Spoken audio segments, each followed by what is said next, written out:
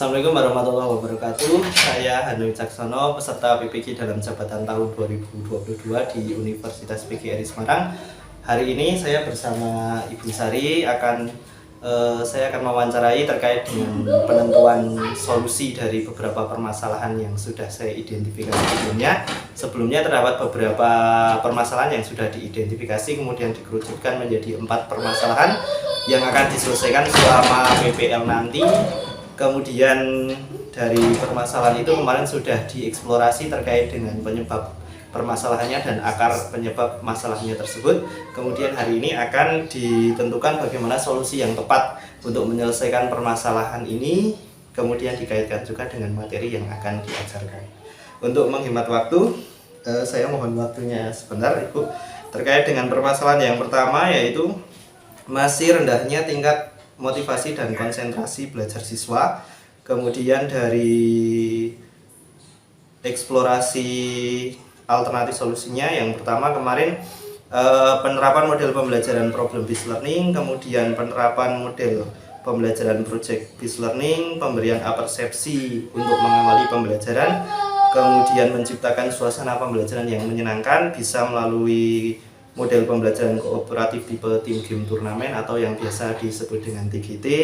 Kemudian metode pembelajaran dengan membentuk kelompok yang bersifat heterogen untuk memfasilitasi kegiatan tutor sebaya.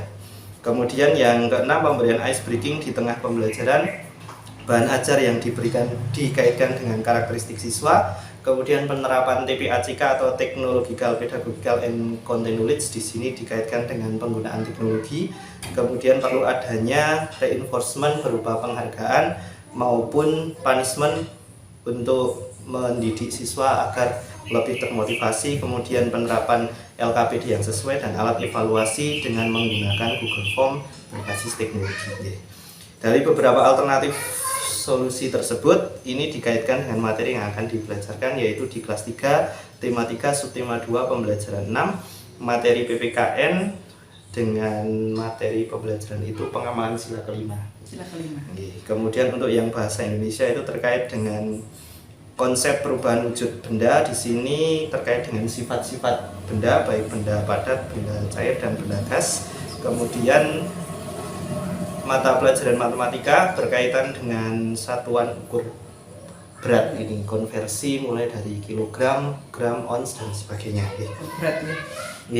Untuk yang pertama, ini terkait dengan model pembelajaran yang digunakan. Apakah model pembelajaran problem based learning ini tepat untuk diterapkan pada pembelajaran ini? Ya, kalau menurut saya tepat, karena itu nanti kalau sudah anak-anak diberi masalah, nanti anak-anak bisa mencari solusinya sendiri. Jadi pembelajaran itu bisa lebih bermakna bagi anak-anak, karena anak bisa mencari jalannya sendiri untuk menentukan hasil dari masalah-masalah yang diberikan.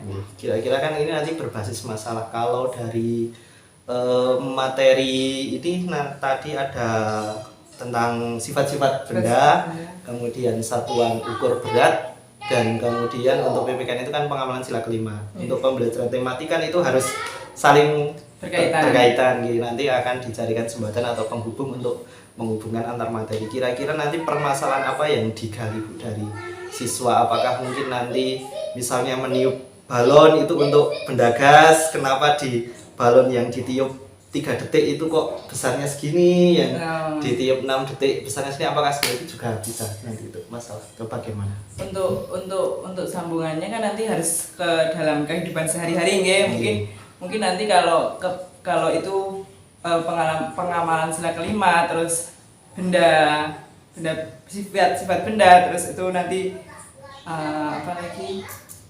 ukur beratnya. Nah, ukur berat itu berarti kan nanti mungkin anak-anak kan penerapan sila kelimanya. Sila kelima itu kan keadilan sosial bagi seluruh rakyat Indonesia, itu PPKN-nya. Jadi terus bahasa Indonesianya sifat-sifat benda, itu teks ya, bacaan untuk terkait dengan itu. Terus yang matematika kan itu ukuran berat. Jadi mungkin anak-anak diberikan masalah, nanti ada sebuah misalnya roti yang itu kan akan dibagi beberapa anak. Jadi kita kalau di PKN terus bagaimana cara membaginya supaya rata, supaya adil, dan apa itu tidak serakah dan itu menjadikan hidup anak-anak apa itu bisa sederhana, untuk mereka hidup sederhana, untuk membelajarkan hidup sederhana gitu. Terus yang untuk bahasa Indonesianya itu sifat benda rotitan itu benda padat. Nah itu nanti bisa dikaitkan, bisa apa itu benda-bendanya benda padat, sifatnya bagaimana, cair bagaimana, dan gas bagaimana. Kemudian itu kan rotinya juga ada berat, ya ada beratnya. Jadi nanti bisa mungkin ada timbangan, ada timbangan terus ditimbang berapa rotinya yang didapat. Nanti bisa untuk memperkenalkan ukuran beratnya.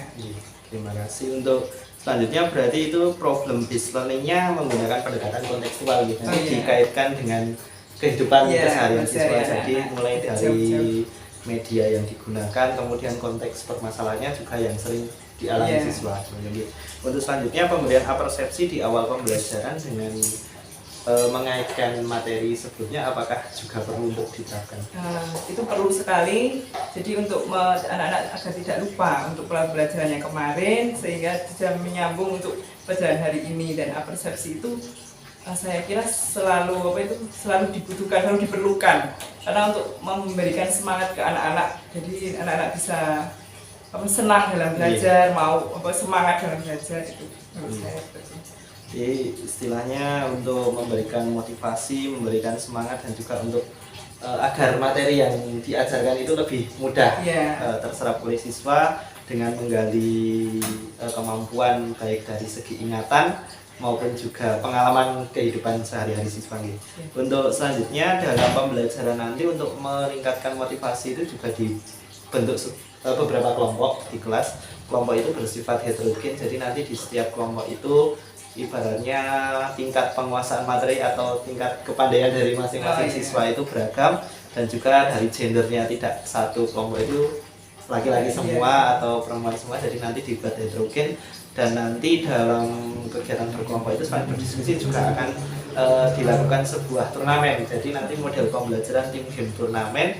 Jadi nanti siswa itu termotivasi, karena biasanya kalau anak-anak itu kalau kalah dalam sebuah pertandingan perlombaan itu akan merasa sangat kecewa. Jadi anak-anak itu akan merasa tertantang untuk melakukan ini perlombaan yang ibaratnya nanti permainan ini kita masukkan dalam pembelajaran. Apakah seperti itu juga bisa? Bisa, itu sangat menarik sekali untuk anak-anak, sehingga anak-anak berantusias, bersemangat yang untuk mempelajari materinya, yang dia nanti motivasinya akan mendapat poin, akan mendapat nilai, dan kelompoknya bisa menang. Itu sangat membanggakan untuk anak. Jadi anak ada semangatnya, ada keinginan untuk anak-anak, itu sangat menarik sekali. Di sangat pembelajaran juga sangat aktif, materi juga mungkin bisa dikuasai oleh anak-anak.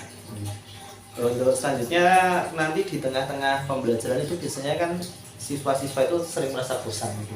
Sering merasa bosan, jenuh, lelah, dan nanti ketika mungkin pembelajaran itu dirasa sulit bagi mereka sepertinya itu pengen segera istilahnya itu pembelajarannya segera berakhir nih. Apalagi kalau nanti di luar itu ada aktivitas dari kelas lain yang sedang berolahraga atau sedang beraktivitas di luar kelas, nanti pembelajaran yang di dalam kelas itu biasanya kalah dengan konsentrasi yang terpecah. Jadi konsentrasi siswa itu lebih memperhatikan suasana yang ada di luar ini. Nah, nanti untuk mensikapi hal itu, apakah dengan pemberian ice breaking atau permainan-permainan kecil kepada siswa itu mampu mencairkan suasana dan kembali menggugah motivasi dan konsentrasi siswa yang mulai jenuh seperti itu? Ya, saya kira itu sangat diperlukan ya, apalagi kalau anak-anak sudah mulai, beberapa anak yang sudah mulai selesai dalam pembelajarannya, mungkin mengerjakan sesuatu yang lain juga belum, ini kan sangat mengganggu kalau anak-anak terbaca. Nah itu mungkin anak-anak bisa diberikan breaking yang berhubungan dengan materi. Jadi nanti anak-anak bisa fokus untuk mempelajari materi itu sangat, dan mengembalikan semangat anak-anak yang sudah mulai capek, lelah, dan sebagainya. Ini sangat perlu sekali, dan anak-anak bisa bersemangat lagi. Jadi ini sangat perlu untuk diterapkan, sangat perlu diterapkan, dan nanti harapannya bisa kembali meningkatkan semangat belajar. Kemudian pemberian ice breaking ini apakah mungkin perlu untuk bernyanyi atau bergerak atau tepuk tangan atau bagaimana? Itu menurut mungkin bisa diselang-selingnya untuk pembelajaran yang saat ini itu, kalau anak-anak merasanya lelah sampai sekalian perlu bangun, perlu apa itu ya bisa bergerak, bernyanyi dan sambil bergerak mungkin kan anak-anak lebih bersemangat. Jadi semua apa itu aliran darahnya juga lancar, jadinya anak-anak terus bersemangat lagi. Ibaratnya yang kelamaan terlalu lama duduk itu juga gagal. Nanti jadi ibaratnya bisa rileks. Kemudian dalam pembelajaran itu juga karena ini pendekatan kontekstual dikaitkan dengan keseharian siswa, tentu juga membutuhkan media selain benda konkret yang tentunya pasti ada kan. Sekarang ini tuntutan pembelajaran di abad 21 yang mengkaitkan teknologi. Jadi ini istilahnya kalau dalam mata kuliah itu TPACK, Technological, Pedagogical, and Content Knowledge. Jadi content knowledge atau konten-konten materi pembelajaran itu disampaikan melalui kemampuan guru dan juga dikaitkan dengan teknologi seperti itu. Jadi apakah nanti ketika pembelajaran untuk menarik motivasi dan perhatian siswa selain dengan menggunakan benda konkret tentunya, apakah juga perlu untuk diterapkan pembelajaran yang menggunakan perangkat TIK itu? Kalau menurut saya perlu sekalinya karena sekarang zamannya juga sudah pembelajaran abad 21 dan yang semuanya serba teknologi dan anak juga mengenal serta apa itu mendapatkan pembelajaran yang lebih nyata, sebetulnya jadi anak-anak lebih tertarik. Kalau gurunya sudah membawa alat-alat yang berbeda itu anak-anak sudah antusias untuk apa itu mengikuti pembelajaran, sangat. Kemudian bisa banyak sekali kan game-game juga yang di situ nanti bisa ya saya kira sangat perlu gitu. Kemudian dalam pelaksanaan pembelajaran itu kan harusnya itu berpusat pada siswa ya. Jadi guru itu tidak hanya istilahnya itu tidak terlalu banyak berperan di dalam kegiatan pembelajaran. Jadi guru itu sebagai fasilitator. Jadi kalau dalam pembelajaran abad 21 itu karena akan merangsang kemampuan berpikir kritis siswa. Jadi nanti dalam pembelajaran itu akan diberikan lembar kerja atau LKPD, lembar kerja didik untuk membantu bagaimana peserta didik itu memahami materi pembelajaran tetapi tidak melalui kegiatan mendengarkan ceramah guru atau demonstrasi guru, tetapi lewat bagaimana cara mereka itu menemukan pengetahuan mereka sendiri dengan cara aktif bekerja, bisa dalam kelompoknya maupun secara individu. Kira-kira nanti pemberian LKPD yang seperti apa Bu yang bisa dikaitkan dengan materi yang tadi mungkin tentang ini tadi wujud benda, kemudian berat benda dan sebagainya. Apakah mungkin kalau berat disuruh tadi menimbang?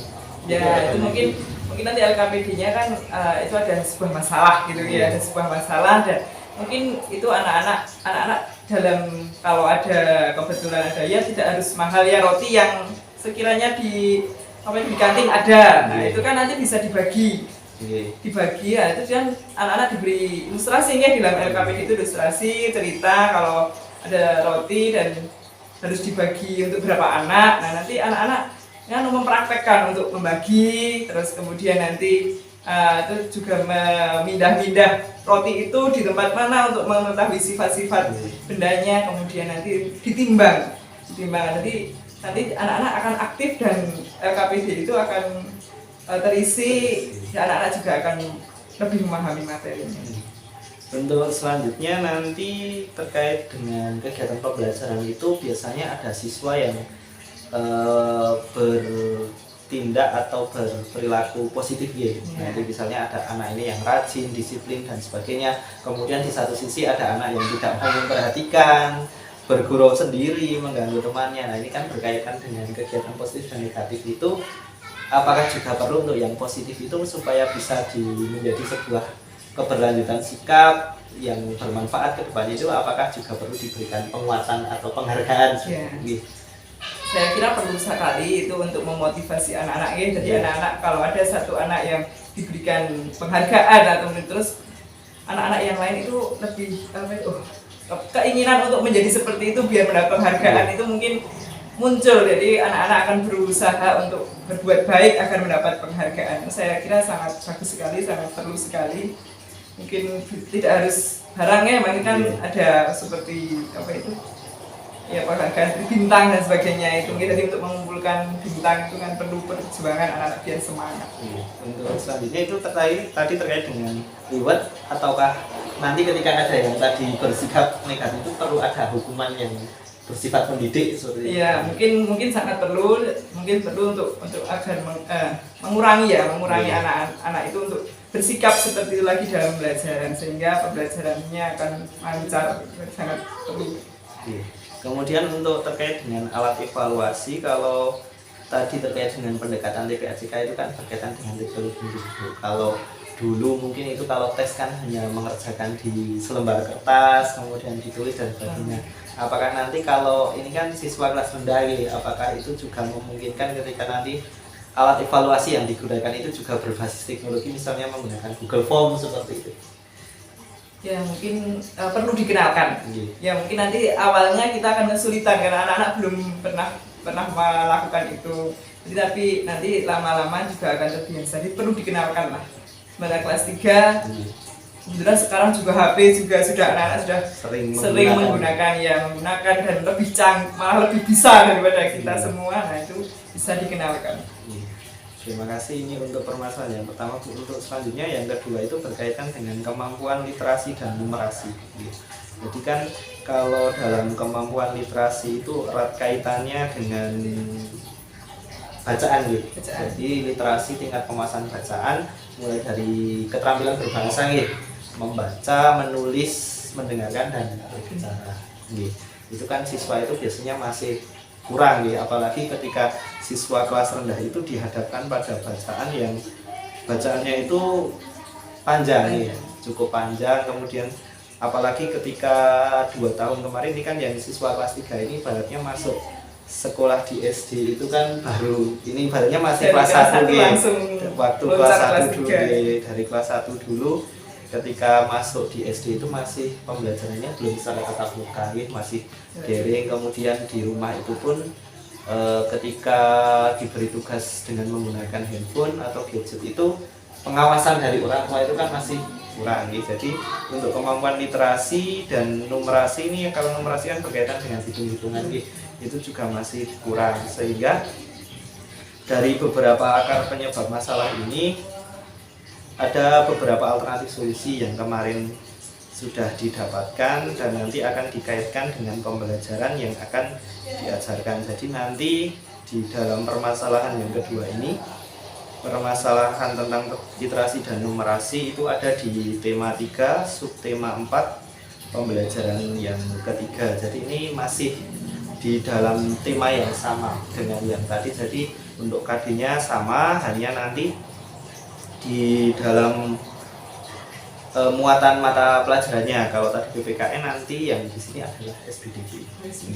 Jadi untuk yang bahasa Indonesia itu kelanjutan dari yang tadi. Kalau yang tadi kan sifat, sekarang ke perubahan wujudnya. Kemudian yang matematika, kalau tadi satuan ukur berat, di sini adalah satuan ukur waktu, menghitung waktu.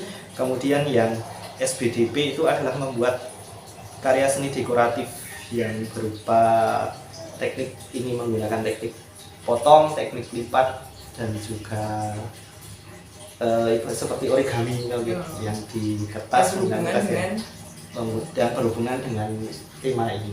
Jadi yang berhubungan dengan bisa membuat benda yang bermanfaat, seperti misalnya membuat kipas atau sebagainya. Nah selanjutnya terkait dengan permasalahan ini, apakah model pembelajaran project based learning ini cocok diterapkan? Ya, kalau melihat dari KD-nya tadi membuat hasil karyanya ya itu sepertinya cocok karena anak-anak kemudian nanti anak-anak akan praktek untuk membuat sebuah karya. Jadi karya yang dibuat itu diharapkan bermanfaat, yang berhubungan juga dengan tema ya. Kalau ini kan perubahan wujud, jadi mungkin nanti ada yang mencair, membeku, mengembun seperti itu. Ini apakah juga pendekatan kontekstual, jadi cukup perlu diterapkan? Iya. Karena anak kelas rendah ya, jadi kan kehidupannya masih dibawa dari rumah dibawa ke sekolah istilahnya begitu. Jadi tidak jauh-jauh berbeda dengan tidak jauh-jauh dari kontekstual dari kehidupan sehari-hari. Untuk selanjutnya dalam pembelajaran ini juga tadi sudah disebutkan bahwa apersepsi itu penting gitu.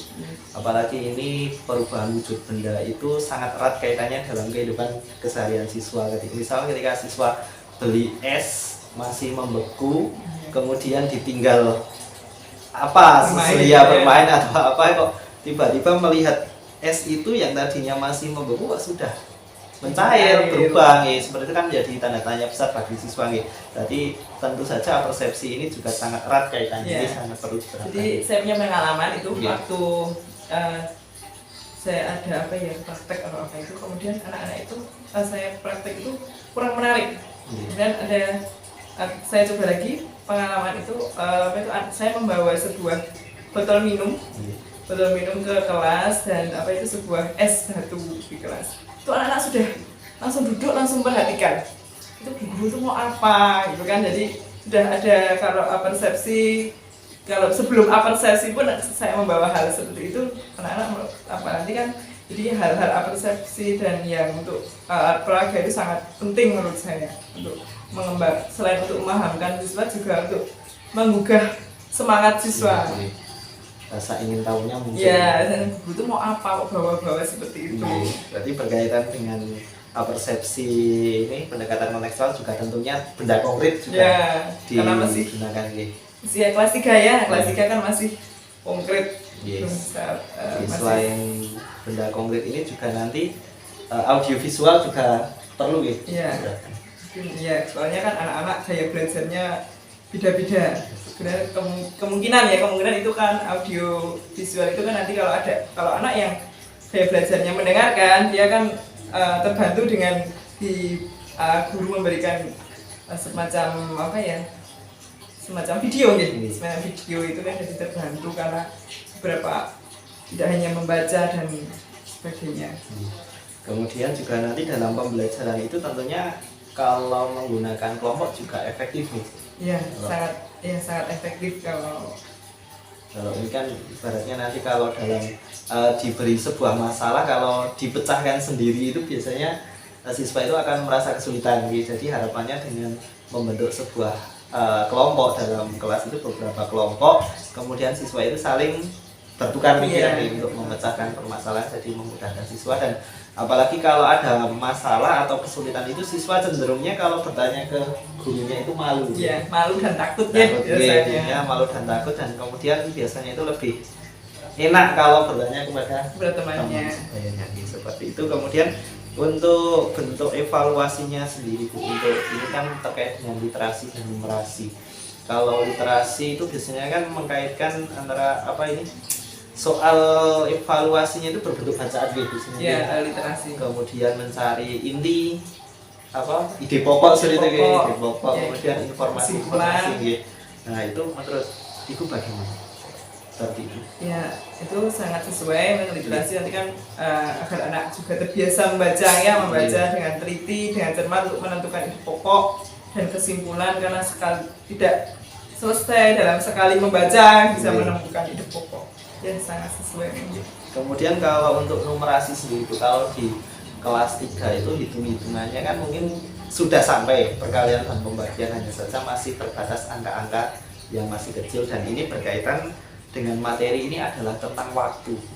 Nah, itu kira-kira bentuk evaluasinya seperti apa? Apakah mengkonversi mungkin berapa jam menjadikan berapa menit jadi detik, atau menghitung durasi waktu seperti itu bisa berapa? Bisa. Kalau kan misalnya kita durasi waktu kan bisa kan berapa jam gitu ya, kita mulainya jam sekarang sampai jam segini kan bisa dihitung untuk perkalian. Jadi bisa untuk menghitung durasi waktu ini, nanti misal dikaitkan, diselipkan di bacaan, otomatis bisa literasi numerasi sekaligus. Soal yang ketiga ini berkaitan dengan belum optimalnya pelaksanaan model pembelajaran inovatif. Jadi pembelajaran inovatif yang diterapkan itu masih belum disesuaikan dengan kemampuan dan karakteristik siswa. Jadi biasanya kan sumber kajian literatur atau referensi dari guru kan sekarang bermacam-macam. Jadi kita bisa melihat bagaimana pembelajaran itu biasanya dibuat semenarik mungkin. Hanya saja ketika diterapkan ternyata tidak sesuai. Jadi siswa itu malah jadi kesulitan memahami materinya. Ini terkait dengan hal tersebut nanti akan dicoba diselesaikan, diterapkan untuk nanti diterapkan solusinya ini dalam materi di tema 4 subtema 2 pembelajaran 6 materi mata pelajaran PPK ini berkaitan dengan hak dan kewajiban siswa baik di rumah, di sekolah maupun di lingkungan masyarakat. Kemudian yang bahasa Indonesia itu tentang ungkapan dan kalimat saran. Jadi nanti dari sebuah permasalahan kemudian siswa itu diminta untuk memberikan saran yang seperti apa. Kemudian untuk yang selanjutnya matematika ini berkaitan dengan menyatakan suatu bilangan sebagai jumlah selisih hasil kali dan hasil bagi dari dua bilangan cacah. Jadi karena ini masih di subtema awal, jadi berkaitan dengan jumlah dan selisih. Jadi penjumlahan dan pengurangan gitu. Tetapi hasilnya yang sudah diketahui. Jadi siswa itu tidak menghitung 1 tambah 1 sama dengan 2, tetapi 2 itu didapat dari penjumlahan berapa. Jadi dibalik gitu. Nah, ini terkait dengan permasalahan tersebut, apakah model pembelajaran project based learning itu bisa diterapkan. Jadi nanti membuat proyek misalnya ini kan bisa membuat kalimat saran kalimat saran misalnya nanti permasalahannya adalah tentang hak dan kewajiban. Kemudian siswa itu menanggapi dengan membuat kalimat saran. Apakah seperti itu bisa? Ya, bisa. Mungkin jadi kan seperti membuat kartu ya. Mungkin membuat kartu apa itu pernyataan dan kartu saran misalnya. Mungkin ada kelompok yang memberikan pernyataan seperti ini, seperti membuat ada masalah, kemudian nanti yang kelompok yang lain menanggapi memberikan saran. Jadi nanti bisa membuat seperti kartu-kartu itu dan nanti semua materi bisa masuk. Ya saya kira itu sangat bisa ya. Untuk pendekatan kontekstual sendiri Bu, berarti ini kan disesuaikan dengan kehidupan sehari-hari siswa. Kalau berkaitan dengan materi ini berarti nanti wujud permasalahan nyata di masyarakat, di kehidupan siswa seperti apa nih kira-kira? Ya mungkin ini hubungannya dengan hak dan kewajiban siswa ya. Misalnya kalau di sekolah saja, misalnya kan ada permasalahan seorang anak yang tidak pernah mengerjakan PR itu saja. Nanti kan itu terus tanggapan teman-teman yang lain bagaimana, sikapnya bagaimana, sarannya bagaimana. Itu kan mungkin hal-hal yang sederhana itu sudah bisa dilakukan kelas 3 nih. Untuk selanjutnya berarti itu kan nanti karena pendekatan kontekstual juga berarti benda konkret juga bisa. Kemudian nanti penerapan teknologinya, PPAJK-nya juga bisa karena nanti selain menggunakan benda konkret bisa didukung gitu. Ya, bisa. Jadi mungkin malah bisa role playing ya. Soalnya hak dan kewajiban itu kan bisa apa itu dibuat seperti bermain peran ya. Ketika menjadikan anak di rumah bagaimana, haknya apa gitu. Untuk selanjutnya terkait dengan alat evaluasi yang digunakan, apakah inovasi dalam pembuatan alat evaluasi ini misalnya penggunaan teka-teki silang itu bisa? Teka-teki silang, ya mungkin bisa ya. Itu sangat menarik juga itu untuk anak-anak. Jadi anak-anak malah lebih itu tertantang untuk mengisi kotak-kotak yang kosong itu dengan sudah dipandu huruf satu huruf atau 2 huruf itu sangat bisa sangat. Untuk selanjutnya terkait dengan permasalahan yang terakhir yang keempat adalah siswa itu masih kesulitan memahami dan menyelesaikan soal-soal hot dan menggunakan high order thinking skills. Jadi harus membutuhkan kemampuan berpikir tingkat tinggi.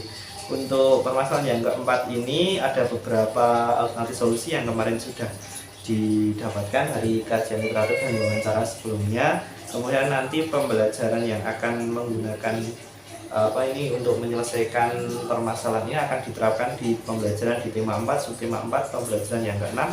Itu untuk KD-nya masih sama dengan yang tadi, hanya saja untuk hak dan kewajibannya mungkin akan lebih kompleks. Kemudian yang bahasanya juga nanti masih berkaitan dengan kalimat saran, dan hanya matematikanya ini nanti akan sampai ke perkalian dan pembagian.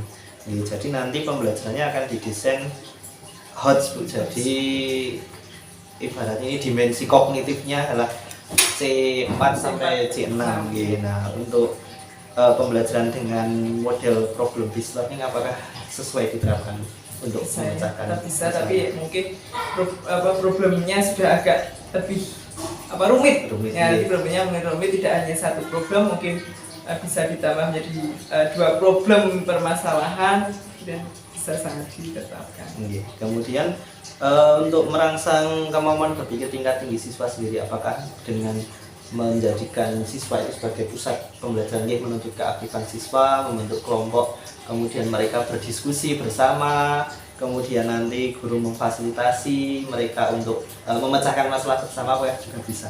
Ya, itu sangat bisa karena kemampuan anak-anak juga kan berbeda-beda. Nanti ada yang sudah jelas, sudah mudeng, intinya mudeng itu disuruh apa di permasalahannya itu solusinya bagaimana, itu bisa sharing dengan teman-temannya yang memberikan informasi pada teman-temannya yang belum memahami problem itu. Jadi itu sangat membantu. Ya, untuk selanjutnya ini terkait dengan pembelajaran HOT sendiri, apakah dengan pemberian latihan soal secara terus-menerus berkala itu apakah bisa? Ya, itu membiasakan siswa. Iya, itu perlu latihannya, memang mengerjakan soal HOT itu memang harus dilatih dan dibiasakan, karena kalau tidak akan jadi, anak-anak tidak akan bisa. Jadi perlu tapi dengan tahap. Jadi HOT itu nanti yang terakhir setelah dasar-dasarnya mereka paham. Jadi nanti tetap bisa selalu dilaksanakan untuk membiasakan anak-anak. Jadi istilahnya itu nanti ketika materi dasarnya itu sudah terkonsep dipelajari dengan baik, maka nanti secara bertahap itu bisa. Iya, jadi harus bertingkat memang. Kalau langsung HOT, anak-anak tetap kesulitan.